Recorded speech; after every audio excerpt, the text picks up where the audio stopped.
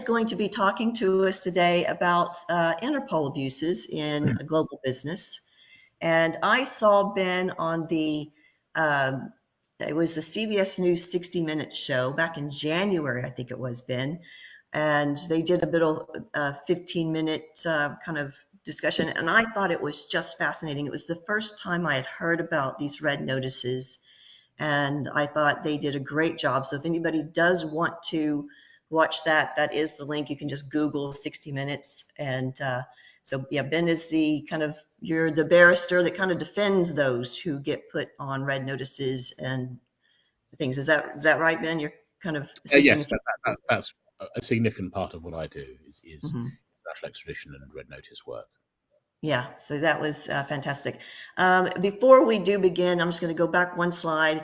Again, we should take this just in about 1 hour. There is a certificate that will be sent about an hour after the live broadcast. We're going to take some questions. Again, at the end, just use the question box. We have one poll as well. So Tom, do you mind starting that poll for us real quick? And while he's doing that poll, we just have the silo user training coming up next week. We're in session 3, and we'll be discussing some PEP types and some new stock exchange fields. So go ahead. Please do join us for that if you are a silo user. So our poll is, what is a red notice that is issued by Interpol? And now, I don't know if you saw this, Ben, but I posted this on LinkedIn yesterday. And most people said it was a global arrest warrant. And I thought that was from my research. I thought that was very kind of interesting. So I'm going to kind of share. You want to share the results, Tom? So the options, Ben, if you can see the options are, is it a global, you can't, okay, it's a global arrest warrant, or it's a request to locate a person, it's a terrorism alert, or it's an escaped prison alert. So what is the correct answer? The correct answer is that it's a request to locate a person in the furtherance, should be in the furtherance of an extradition or arrest. A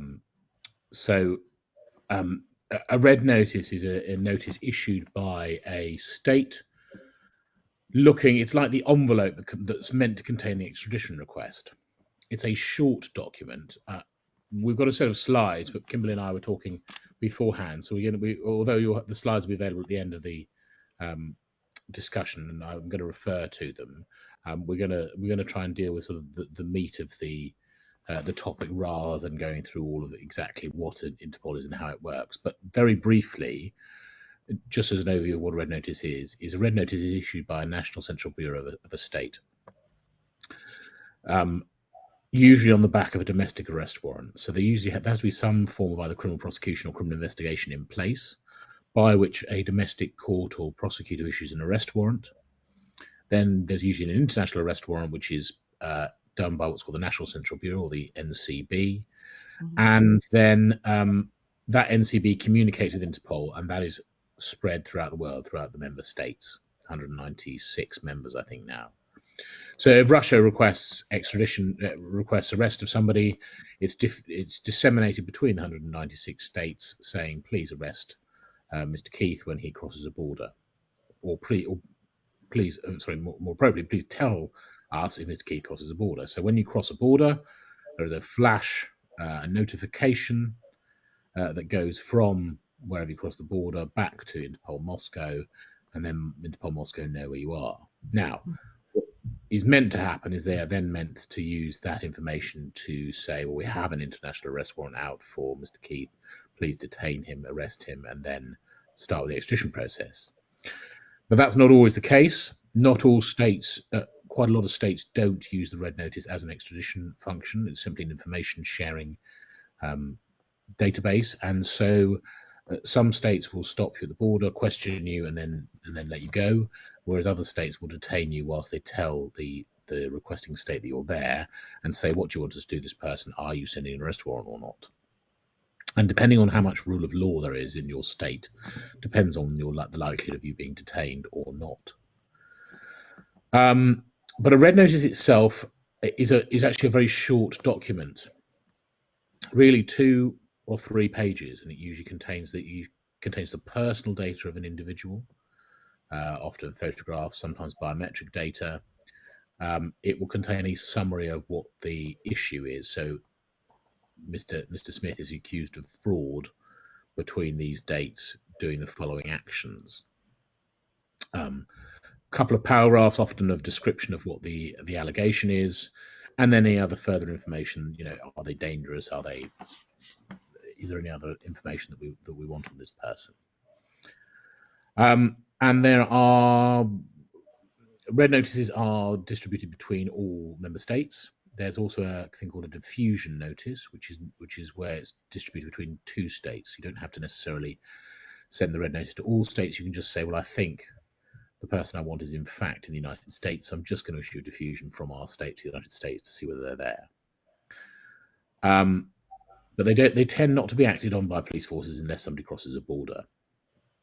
There is a public list of Interpol red notices, which contains a fraction of the number of Interpol red notices, and there is a closed database which is only accessible by police forces. And so, for the purposes of compliance checks, there are often stories in the press and the media about red notices being issued, and particularly in high-profile litigation. I've seen this in family and commercial litigation, particularly, or arbitration proceedings. A party to a litigation might, if they have sufficient control, and this particularly relates to cases that I've seen in Russia, Ukraine, UAE, or in Nigeria, might issue a red notice or say that they've issued a red notice. That causes the compliance issues, the compliance checks, has the client's funds frozen, when in fact there's no notice of any sort there whatsoever. So it can also be used as a sort of ghost in the machine in order to trigger money laundering checks and anti-compliance issues. Okay, just a quick question, because when we were talking earlier, you mentioned that you had a client whose assets were frozen simply because of a red notice or being on an Interpol list. And as a compliance officer, so that is not necessarily what we're supposed to be doing. So I had a client who, it was a subject of a blue notice, which is a provide us with information notice rather than a search and find notice. It's a lower notice. And I had one who was also on a red notice. Red notice came later, but this particular client, again, there was a press report that this had been issued. And when it takes to just very quickly, in order to find out whether there's a red notice, you either have to be told about it because you've been arrested or detained, or told about it when you cross the border, or you have to ask Interpol. But Interpol's turnaround time is approximately 4 months. So if you think there's one and you instruct me to write a letter to Interpol, and Interpol write back to me within their 4-month time limit, which is pretty unusual, you're not going to know for 4 months.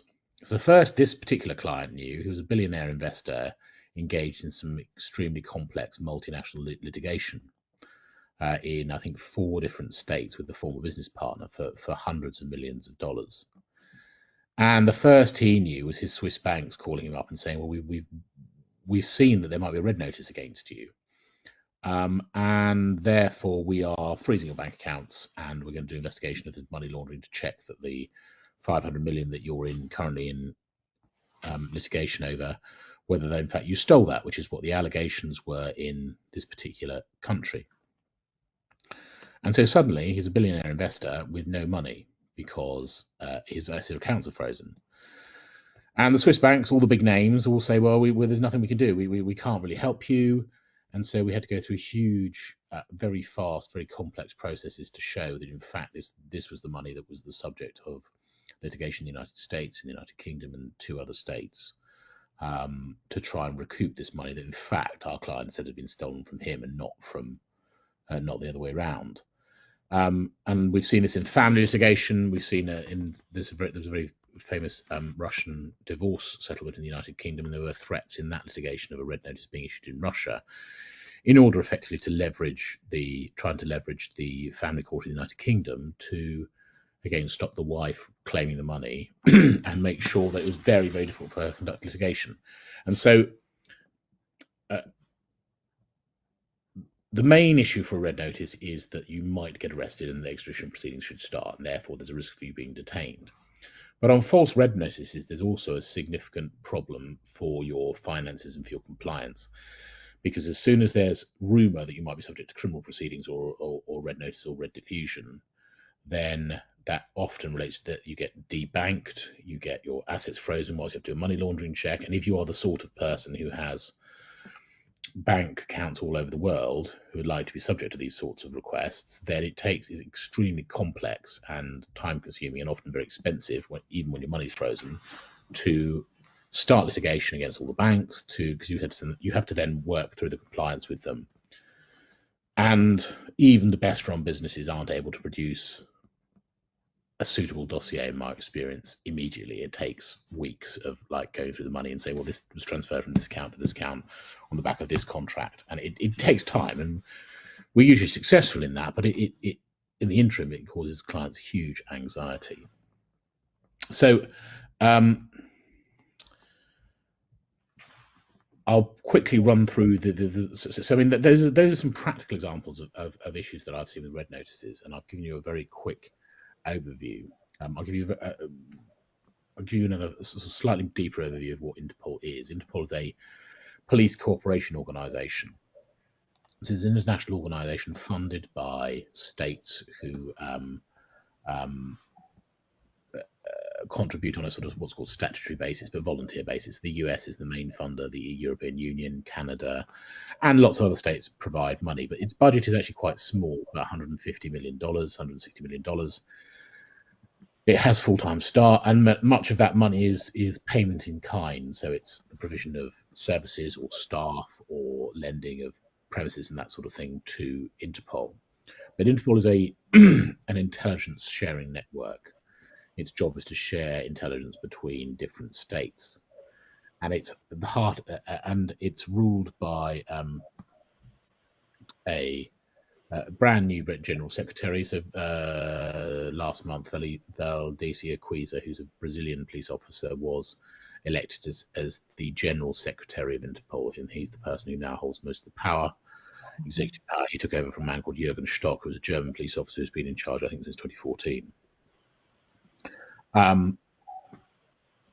There was also elections to the executive committee. Interpol has serious political problems because, being an international organisation, everybody's a member of the club, and so there are lots of states with very poor human rights records and very poor rule of law records, who in fact try to be very significant players, and some are very significant players both in the organisation itself and, as we'll come to in a moment, in the misuse of the system. And so in the last round of elections, which was this year in Glasgow, both the People's Republic of China and Turkey were elected as members of the executive committee, both of who have appalling records of abusing the Interpol red notice system to target political dissidents abroad rather than the genuine criminal offences. We've spoken a little bit about what it is. It provides initial information. Whether you're stopped and arrested is dependent on whether there's an extradition treaty in place. So if you haven't got an extradition treaty with Russia, for instance, they're not going to stop you in a Russian red notice usually. But it very much depends on which state you're in. And in a lot of states, even if there's no treaty, it may result in your detention for a significant amount of time. Even where, I have to say, even where there is no extradition treaty. And I have seen this particularly in the Middle Eastern states and some Southeast Asian states, where individuals are detained for significant periods of time in spite of there being no extradition treaty. I've run through briefly what red notice is. Often a claim for asylum can be helpful, or sometimes individuals who have asylum will their red notice will be automatically removed. On a sort of tangential issue, many countries will not extradite their own nationals. So if an individual is a German national, for instance, and based in Germany, and there is a red notice for them, then they won't be extradited from Germany. So the risks for them are lower. In order to remove a red notice, you have to write to Interpol's Commission for the Control of Files. The Commission for the Control of Files is an arm's length body, technically. So there are a group of individuals who sit as judges on a part-time basis. And lawyers like me write to them with our clients' issues, providing evidence for them, and they meet currently 4 times a year for about 3 or 4 days a year, and they consider these cases. We know that they are hugely overwhelmed and have very poor resources, and so their turnaround time, as I said at the beginning, was 4 months for information, and in their constitution that would be 9 months to remove a politically motivated red notice. In practice, we're seeing delays of 18 months, 2 years before a proper decision is made. And I'll come to what's an improper red notice in a moment. There are 3 elements to how you can get to improper red notices. The first of those are political red notices. So lots of countries, abusers of red notices, will misuse red notices or diffusions for political means. So Interpol is meant to stay neutral. It will not get involved in political or military matters, but a lot of countries will fabricate cases against individuals, and Interpol should remove those if they're politically motivated. But it's not always easy to show that. And Russia was sort of the original and best abuser of Interpol for a long time. Bill Browder was detained on 7 different notices from Russia. And they kept trying. And in 2016, Interpol introduced a new task force called the Notices and Diffusions Task Force, which was meant to check Russian red notices and other red notices. The problem with that is Interpol's resources are not strong enough, and if you've got 1 or 2 pages saying a particular person is guilty of a fraud, they haven't got the resources to actually investigate that to see that person might be politically motivated. It's obviously obvious if the person is a former president or prime minister or former senior politician. It's not so obvious, for instance, some of my clients who are in charge of major infrastructure projects in particular countries, particularly Ukraine. And there's a lot of there's corporate raiding involved. And as I sort of said at the beginning, it's often a tactic in very high value litigation where you can try and poison an arbitration tribunal by bringing a red notice or a fake prosecution. And so there's political preponderance, so that the crime alleged is more political than it is ordinary law. But it's quite difficult to tell that. So Turkey is one of the worst abusers of Interpol. And post 2016, when there was the attempted coup, they uploaded thousands and thousands and thousands of red notices and diffusions for people who were ideologically opposed to the Erdogan regime, not for genuine criminal offences, but because of their ideological position or their relationship by marriage, birth, etc., to members of the Gulenist party. And so it was on such a massive scale that Interpol did have intervened to an extent. China uses Interpol red notices in a different way to a lot of states. China tends to use the red notice to find an individual and to then persuade or threaten them to return to Beijing. And China's transnational, so this all relates to sort of transnational repression issues where states reach beyond their borders to try and attack business people or dissidents or journalists. And China has a particular attack on wealthy Chinese expats or Uyghurs or members of religious groups who they do not agree with, and they have accused a lot of them of terrorist offences, and many of them are in hiding. Some of them have been illegally detained in different states, and their abuse is absolutely appalling. But in terms of compliance and the issues around that, the states that are more interesting or more likely to crop up on a regular basis are the likes of Russia, Ukraine, Georgia, Moldova, UAE. All of the former CIS states, Uzbekistan, Turkmenistan, Kazakhstan, have all notoriously misused Interpol red notices, as have big African states who have a good functioning economy, such as Nigeria or Rwanda. So the sort of first major way of trying to remove red notices is to explain to Interpol that this is in fact nefarious activity by the state. So it's either brought by a business rival or a political rival in order to stop somebody moving and conducting their business. The second issue is to look at whether there is the human rights record in a particular country. So, for instance, whether somebody is likely to receive a fair trial or be subject to mistreatment if they return to a particular country is something Interpol do look at under Article 3 of their constitution.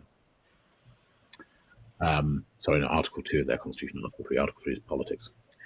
And in human rights, they try and apply the sort of European Court of Human Rights tests, looking at whether there is a particular risk to a particular individual of a particular mistreatment or unfair trial.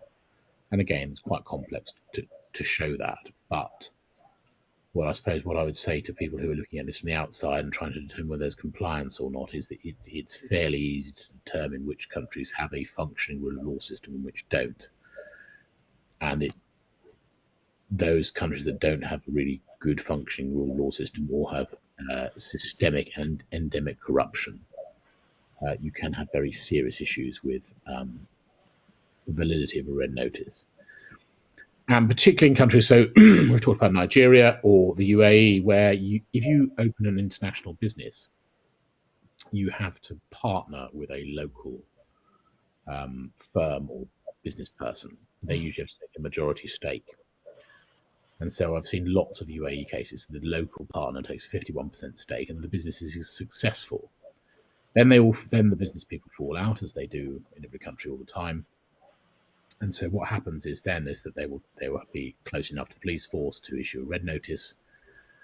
And suddenly the 49% of the business that you owned, even though you might be in litigation or arguing about it with your ex-business partner, you're suddenly the criminal, and suddenly your business is in real trouble, and you are in real trouble and have to fight an extradition case or red notice rather than just dealing with a piece of commercial litigation.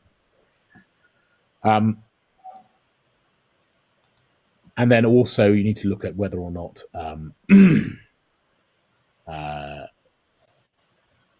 red notice has been used for its proper purpose, because often individuals are well known. So well-known individuals, you know where they are, particularly if they're directors of multinational corporations or even big corporations or family offices. You have their addresses on file. You can look them up. You can do a background check on them. And in those circumstances, you don't need a red notice because you know where the person lives, you know where they are. And so the red notice is issued to stop you travelling rather than for its proper purpose, which is to find where somebody is and arrest them. Whereas if you know that their home address is in London, and that's where their business is registered, then the purpose is that you should just send an extradition request to London to deal with the matter.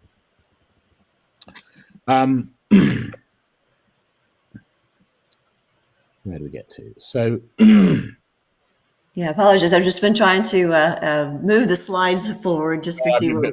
Around a little bit. So, I mean, I was going to talk about the UAE a little bit. So the UAE has this issue of local ownership, which can often lead when a business breaks down, as it often does, or when there's a falling out between individuals, often ends up in a dispute. And if that dispute tips over into the civil courts and somebody looks like they're going to lose, then they will often pull the plug and try and use any means necessary to get the business back or to take the business from their business partner, who's usually the foreign national. And the UAE has a pretty extraordinary record on financial crime. I mean, it's off the grey list, which I think is frankly extraordinary, given the amount of money, the sanctions busting money that's going through from Russia, and the amount of corruption that is there. I mean, it's a glittering city, but behind that, there's no real rule of law. So the rule of law is to be bought in the UAE. And a lot of people hide there. A lot of criminals hide there. A lot of politicians hide there. It's the center of money laundering, and it's the sort of pleasant face of money laundering, and that's where a lot of people hide. And extradition from there is very difficult to obtain. But at the same time, the UAE will frequently allow people to issue red notices, or because the police are often corrupt or friendly with the business owners, it's not difficult to start a prosecution and then to get a red notice.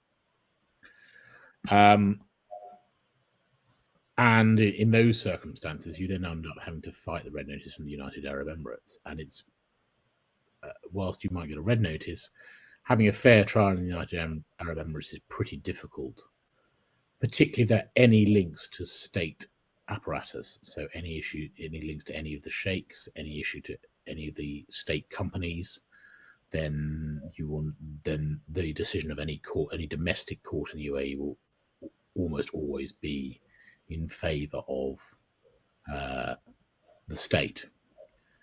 And I've also seen in UAE and in Jordan and in Qatar, red notices issued in family proceedings by disgruntled partners, both wives and husbands, in family disputes. And so often in family disputes, in fact, not just them, but other countries as well, again, where somebody looks like they're about to lose, and be that financial or custody of the children or whatever aspect of that it happens to be, the party who resides in one of those states will try and fabricate some sort of criminal case in order to poison the family proceedings, in order to prevent the other party from travelling to the state to defend themselves, and in order to try and poison the whole proceedings overall. And so and that's a pretty easy thing to do, because once it's been issued, you might never get somebody back, but then they can't come and defend their family proceedings, and then they're more likely to lose it. And so there's a lot of different layers to this as to the different ways in which Interpol can be manipulated, and unfortunately in ways in which Interpol isn't able to properly filter its systems and requires applications to the Commission for Control of Files to remove those red notices or diffusions. I suppose my advice to people who are doing business in the Gulf is, particularly the UAE, is that there's always very high risk. It's always high risk because there is no effective rule of law. If you are well enough connected, then you will be okay, but it only takes a change of government or a change of sheikh in a particular organisation for you to end up in prison. And I have a number of long-standing clients, both United Kingdom and US nationals, who are detained in United Arab Emirates in what the United Nations has said is breaches of their human rights. And it's that lack of legal certainty that means the red notices and diffusions from those sorts of states should be viewed with deep suspicion, both by governments who requested to prevent people and by compliance officers when looking at whether or not something is within the law and whether there's a real issue.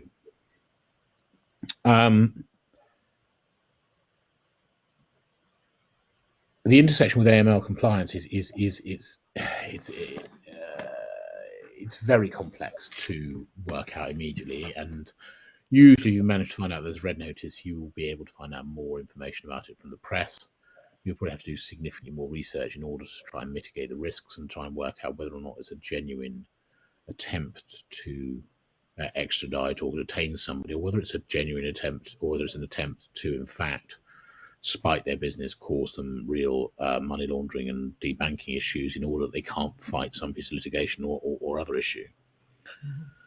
I wanted to point out too, because I had done some research, earlier about this. So the red notice list is not public, but there is an Interpol wanted persons list. And I understand that they do overlap a lot, but we won't necessarily know that it's a red notice in our screening when we're doing our screening as compliance officers.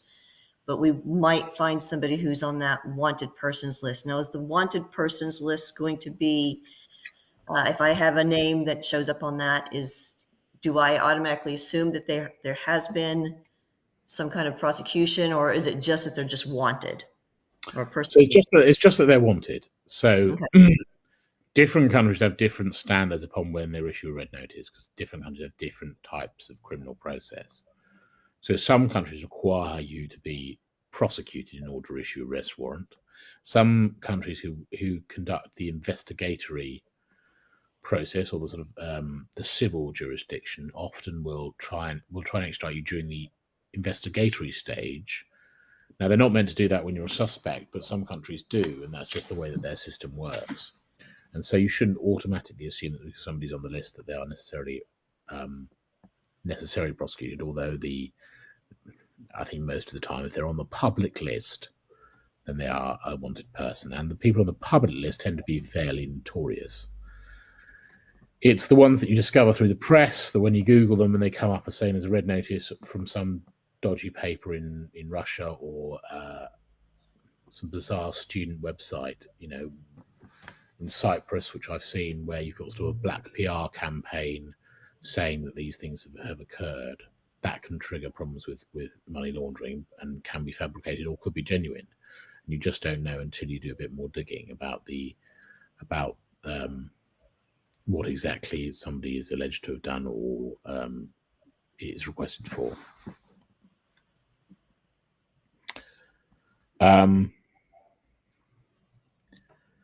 Sort of talked about, I mean, there are huge risks for it. Red notices are a very high risk business, and so if you've got one, and that's usually or you think you might have one, that's usually your first concern.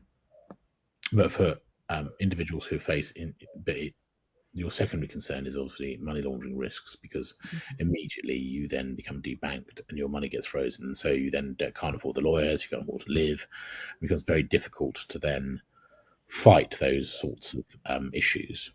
Yeah,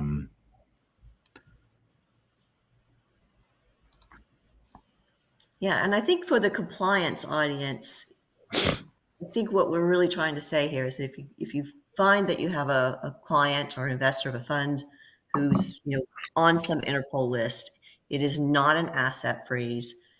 You need to escalate it to your board, do more research. I mean, would you agree with that as far as, but Yes, it's not I mean, as easy to freeze all assets and don't provide and de-risk the client or the customer. yeah, I think but the sort of clients that you're that you're going to be running proper anti-money laundering on, rather than sort of algorithms, are the sort of clients who are likely to be involved in difficult litigation or maybe have businesses in difficult regions. And so there's always a risk that they will become subject to some sort of regulatory or criminal investigation, and therefore become subject to a sort of black PR or negative campaign against them, which could have resulted in red notice or a blue notice or an investigation into them, which could be genuine or could not. And you will need to escalate that and do some more digging as to discuss what the risks are to the of compliance and money laundering. Okay. We do have a few questions. Were there, I think we're kind of at the end of your slides. Was there anything else you wanted to add before I kind of? I mean, I've run through them in double quick time to sort of try Yeah, and get some questions in. So yeah, very happy to take questions. yeah, absolutely. So let's see, we've got, all right. All right, it says, given the nuance, so this is from Robert, he's asking, given the nuanced issues that you've spoken about, from jurisdiction to jurisdiction, can I have red notice? And I'm going to say, because red notices aren't necessarily public, I'm going to say just the wanted persons list as well, be taken seriously unless issued by a state in the West. So you kind of mentioned the abuses by China, Turkey, Russia.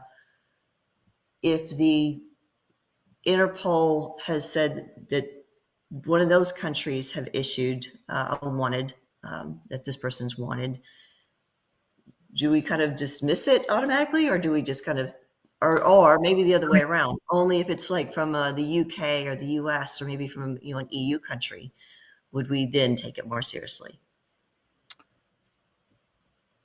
I suppose the way I would approach it is I would take it seriously to start with, and then I would look at the country that it's pertaining to, and if it is a Western state, if it is a state that has the rule of law, Japan, Australia, EU, US, then you would generally assume that is a genuine red notices without any political motivation behind it, but you just don't know. And there are instances of those sorts of states issuing them for nefarious purposes, but they're few and far between.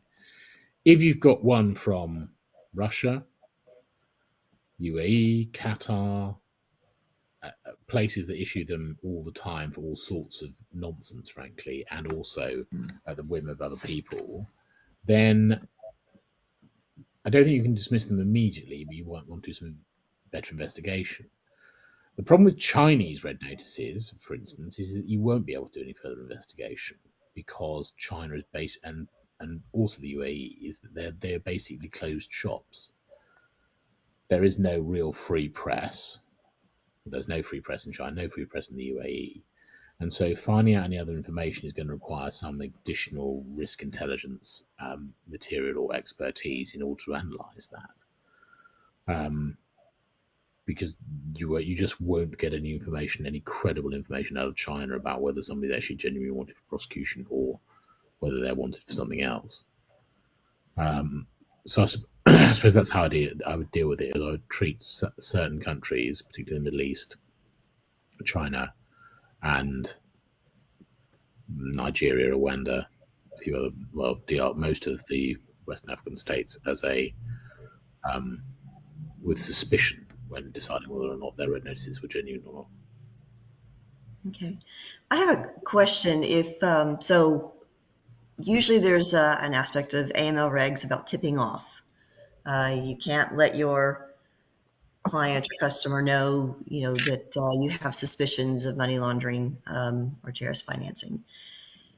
And so it's one of those where you kind of you have to be very, very careful, why you can't open the bank account or why you can't transfer those funds, what you say to them. Is if the only aspect of a client's background check or screening check comes back that there is some kind of, they're on a wanted persons list or they're on some, Interpol list, is there a risk? I mean, as a compliance officer, would we be able to speak to the individual and ask them outright? Well, I think it depends. It depends on what they're accused of. I mean, ironically, the people on the public list are probably going to be accused of potentially quite serious violence or sexual offences. And so, whilst you might not want them as clients, they're not necessarily actually much of a money laundering risk. Whereas the people who are potentially money laundering risks are the people who are on the secret list who are wanted for fraud or corruption or regulatory offending. Mm-hmm. It's a sort of catch-22 in that it will be blindingly obvious once you freeze their assets or do an investigation or can't do something for them that there is an Interpol issue. Well, what about the FIU? So if I found somebody and I submitted a SAR, suspicious activity report, to our FIU, I think in some jurisdictions they have so many days. I mean, would that be a strategy? My normal experience is that the bank will ask an FIU and therefore stop the client's account for a period of time while the FIU provides further information. Mm-hmm. I can't really give there's no blanket suggestion on. I mean, look, there are a few where if you do a bit of research, you'll be able to work out pretty clearly that somebody is engaged in major litigation and that this is some sort of fabrication, or that they're political. So if they are a former politician, they're probably on your list already as a PEP. Mm-hmm. Then, what do you do? And I think the answer is you take a view as to whether there's a risk of money laundering because they're accused of fraud or stealing a large amount of money, and if so, then you probably have to at least report to the FIU before any further discussions. Okay, so that could be one strategy. Thank you for that. Let me see if there's some other questions here. Somebody's asking if a Hong Kong notice is considered the same as being issued by China. I think that's a very good question. Sorry, say that again? He's asking, are Hong Kong notices considered the same as being issued by China? It's a good question. Yes, I think they are. Okay. I mean, the Hong Kong ones tend to be more political. Okay.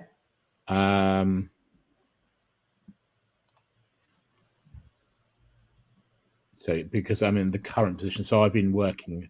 There's a couple of political trials in Hong Kong. I've been working with people who are on trial who have been accused of those clearly political offences in Hong Kong. I think now Hong Kong and China are one and the same thing, unfortunately.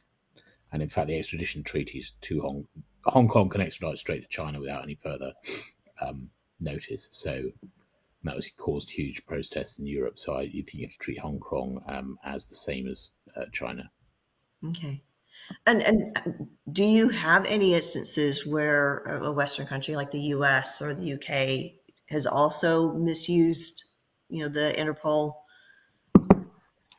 notices? I mean, there are rare, not necessarily, there are very rare occasions, political occasions. So there was the Catalan separatists in Spain who were subject, although they were subject to European arrest warrants, I think, rather than red notices.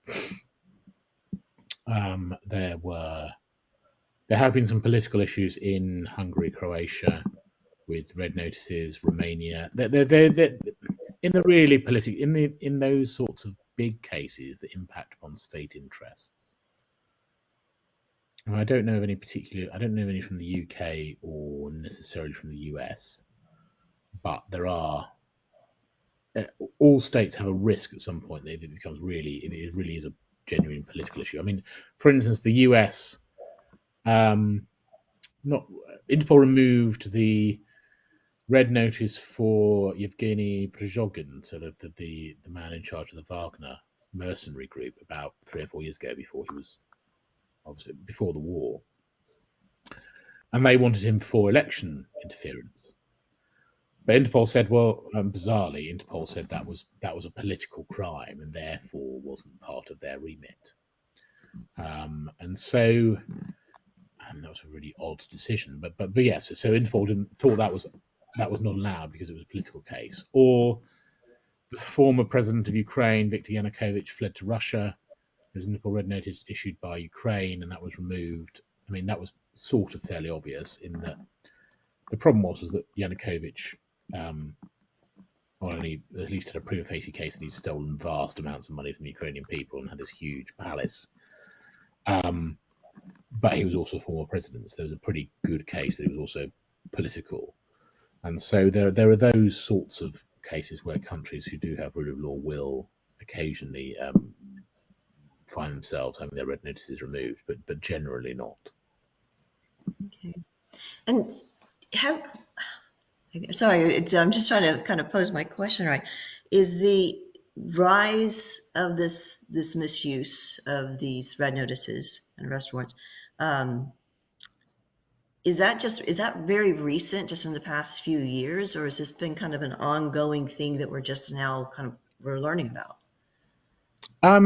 I think it's because I understand Interpol's been around since the 20s, isn't it? 1920s. Yes, but in my career, when I started, I had to go and carry my papers around with me. And so the use of computers and electronic border systems means that it's much, much easier to do. So even 10 years ago, the UK has only just implemented, for instance, biometric border checks fully. The EU is sort of doing it again as well, but lots of countries don't have those border checks. Lots of countries don't have biometric passports. And the ability to now search for people all over the world with a click of a button is something that's only really been around for the sort of last 10 or so years, and people have only worked out that they can do that in recent times. And so there's, year on year, there's more countries using this system in order to try and find people. And so I think that's the rise of the use of red notices has led to the rise of the misuse of red notices, and particularly countries who have sort of followed the Russian model of corporate raiding. So the Russian problem was post sort of separation of the CIS. You had lots of problems with corporate raiding Russia, Ukraine, Kazakhstan, Azerbaijan, where the elites gained huge amounts of power and money, and then fell out with each other and tried to take each other's business over in a hostile way. And when that happened, whoever was closest to the government at the time could get a prosecution going. And then the prosecution would devalue the company. You get a hostile takeover. You take over the company at a huge undervalue, and that was a sort of classic corporate raid. That still is pretty prevalent in Russia, in Ukraine, Georgia, Moldova, all those former CIS states. That's reasonably prevalent. So successful businesses are always at risk. And then what would happen is people would flee, and then people would go after them. So Mikhail Khodorkovsky and Bill Browder were sort of the original people who had to leave Russia in order to protect themselves from being raided and having their money taken away. And Bill Browder's lawyer, Sergei Magnitsky, was beaten to death by the FSB, and that's resulted in his campaign to institute Magnitsky sanctions all around the world, which he's been incredibly successful at. And so that's the sort of start of it. But countries have learned from that. Turkey have learned from that. The UAE have learned from that. China now have a very sophisticated transnational repression program to target people they don't like, either ideologically or financially, and religiously. And other countries use it to target dissidents or in places like Nigeria, where it's just very easy to have access to the power if you're prepared to pay money. It's very easy to issue red notices, which against business rivals, and so that's a sort of pattern you see all over the world of this corporate raiding or hostile takeover bids, which are sort of have seeped into the criminal process and therefore leave business owners at huge risk. Yeah. And is Interpol themselves doing anything about trying to stop the misuse? I mean, I'm sure No. they're. Well, I hope they are. So we've got new Jürgen Stock, and so if you look at the CBS program or the Sky News podcast called Dirty Work 4-part series, you'll hear Jürgen Stock say basically there's nothing more we can do. We've done everything we can. I'm not sure that's true. Most of his problem was that he refused to admit there was any issue, and in fact that all the countries were complying, and there were just a few bad apples here and there. I hope that under the new leadership, which is very recent, that we might get a bit more admission that there are some deep-seated problems. Now, I mean, what I've talked about are the countries that I know a lot about. There's also huge problems in South American compliance. Colombia have real problems, Mexico have real problems, but because of the nature of the work I do, and I don't speak Spanish, I don't do the Spanish-speaking work from South America or Portuguese from Brazil, and so I did deal with them a lot less. But I know that there's a lot of problems with corrupt notices from El Salvador and all sorts of other places in South America, which the US lawyers tend to deal with rather than me. Okay. And I guess with kind of the world events going on, we can expect to see more of these, I would assume. Is that your? Well, I mean, there's been there will be a huge increase in them, I think, over the coming years as police forces become more organised and border checks become more automated and more electronic. Yeah. So I think the short story, the main point, the main takeaway here for compliance officers and for those of us in the kind of regulated financial services industry, especially offshore, the Caymans, Turks and Caicos, Cyprus, Malta, those places, is that when we do these screenings, because again, it's my experience that most of the screenings just kind of done automatically. You get an alert. Here's a hit on this person, but then we have to investigate, escalate to our boards, and not just assume. It's not a conviction. It doesn't mean that sometimes they're still innocent until proven guilty. And it's one of those hard areas for the compliance and even for the boards, that they have to make these decisions because they've got to protect their business as Exactly. well. And yet at the same time, you got a human being at the end of the day who, if you're, like I said, you talk about your billionaire who was broke because all his assets were frozen. and he had to fight it. So it is kind of a tough area, but I do like the idea of, if you're not sure, using the SAR and FIU to kind of help decide what to do next. So I was just looking at another one. Question has come in. It says the U.S. red notice on the Sbarro pizza bomber. Are you familiar with that? So that again, the red notice on the Sbarro pizza bomber, SBARRO, was also canceled on grounds of double jeopardy. And he's just listed a Times of Israel article. I'll send it to you. Yeah, he says and double jeopardy is another thing that we don't always talk about. I suppose I should quickly mention that, in that there are Interpol is only meant to issue notices for common law crimes, and that's for crimes that are criminal offences in most states. So they try and filter out the religious crimes. So, for instance, India used to issue a huge amount of red notices for dowry offences. So if you failed to pay the dowry on marriage, that's a criminal offence in India, and so they could issue a red notice. It was very odd, and Interpol stopped issuing those eventually. Poland used to be able to issue them for non-payments of child maintenance. Again, not a criminal offence in most states. And so there are and a lot of regulatory offences. So, not being properly financially regulated in a particular state wouldn't necessarily be a criminal offence in another state. And so there are nuances as to whether or not, in fact, somebody could even be guilty of a criminal offence in a particular state. Just because Qatar say that you are doesn't mean that you will necessarily that the US recognise that as a criminal act. Okay. All right. We only have about 5 more minutes left. Was there anything else? I'm sorry, I'm not seeing any other questions. Was there anything else that you kind of think would be really important takeaway for our audience? I think the really important takeaway is just to be aware that these things are politically sensitive, and that whilst they look like certainty, they look like a legal certainty, they are in fact much more politically nuanced than you might first see. Yeah.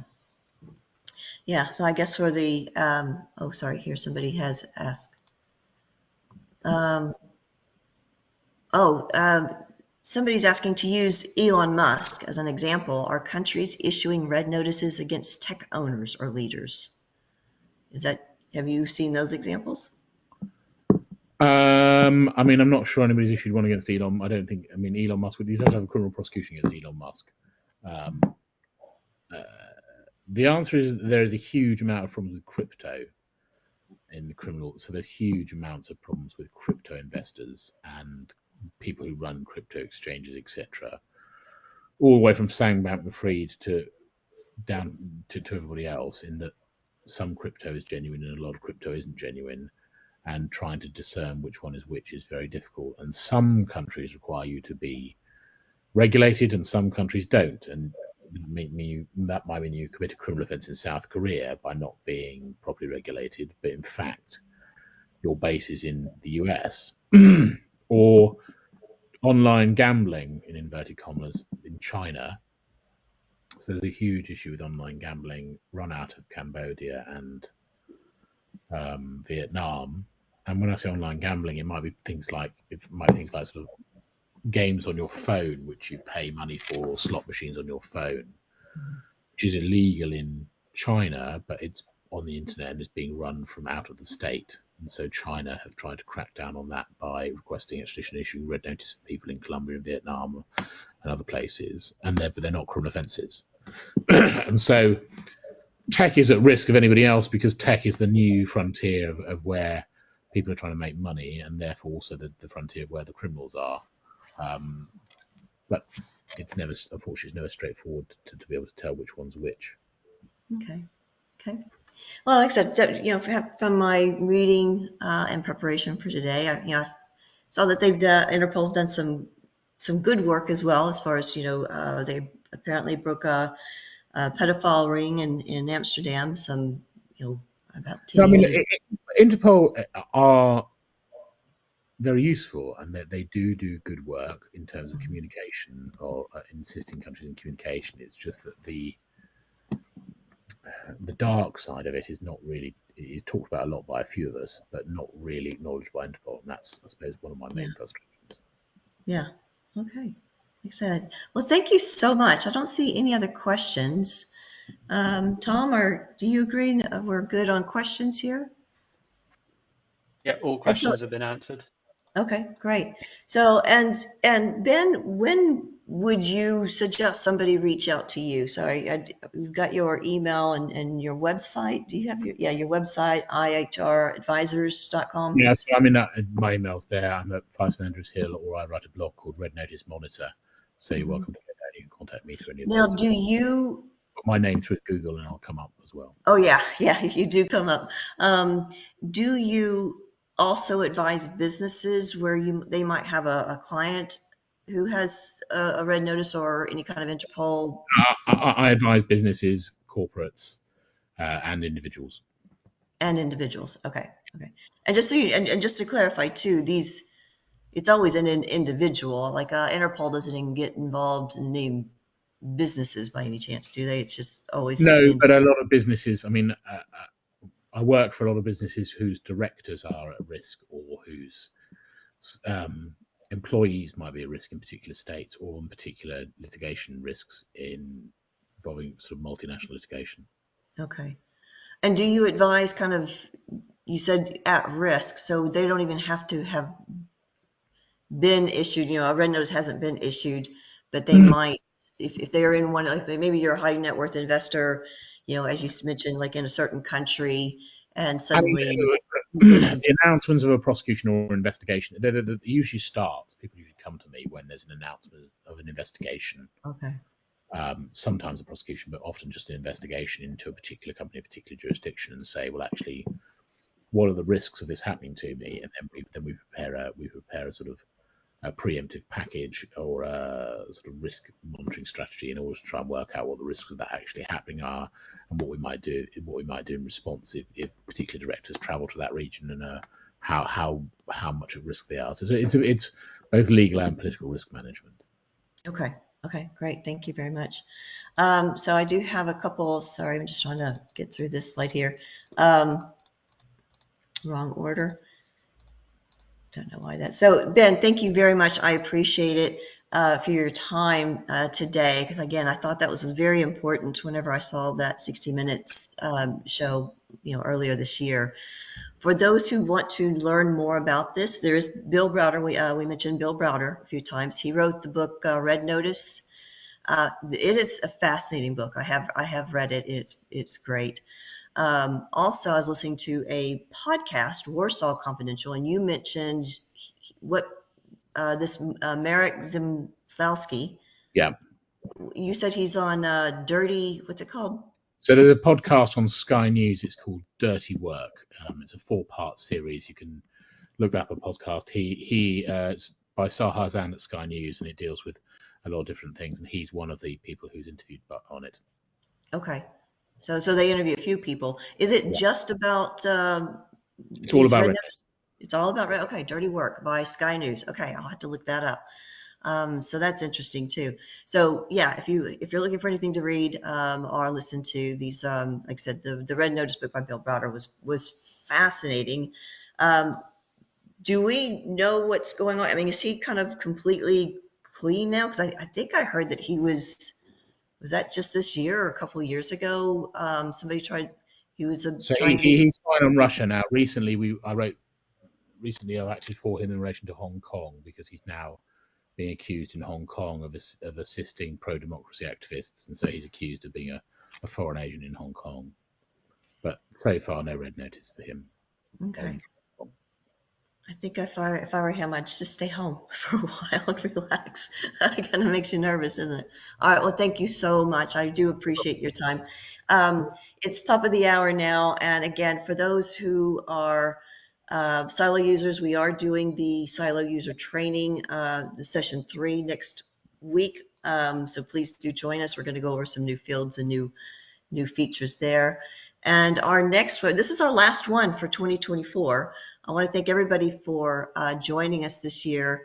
And our next one for 2025, Tom, you've been putting together a fantastic calendar of topics and guests, but we are going to go right back to basics in January and look at some corporate documents and what you need to find and pull out of these corporate documents to understand AML, beneficial ownership, who's got control of a company. So I think that's a skill that we learned, 20 years ago whenever I was in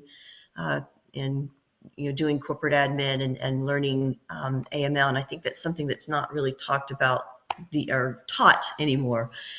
So we want to kind of go back to basics with Angela in January. And then Tom, what are some of the other topics we've got covered in 2025?